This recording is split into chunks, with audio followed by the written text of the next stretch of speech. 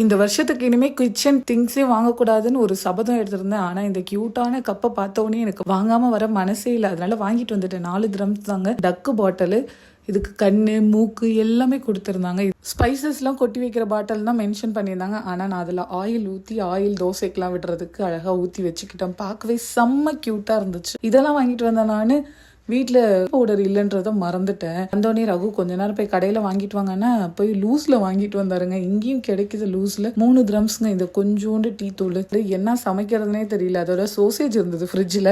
So அதை எடுத்து குட்டி குட்டியாக கட் பண்ணி முட்டை ஆம்லேட் மாதிரி பண்ணிட்டு ரைஸை வடிச்சிட்டு அதில் என்ன பண்ணேன்னா இந்த ஃப்ரைட் ரைஸ் மாதிரி சோசேஜ் ஃப்ரைட் ரைஸ் பண்ணியிருந்தேன். டிஃப்ரெண்ட்டாக நானே ட்ரை பண்ணியிருந்தேன். எனக்கும் பாப்பாக்குன்றது நாங்கள் 2 பேரும் சிம்பிளாக தான் எடுத்துக்குவோம். ஆனால் இந்த ரகு தான் அவருக்கு தான் ஸ்பெஷலாக ஏதாவது செஞ்சுக்கிட்டே இருக்கணும்.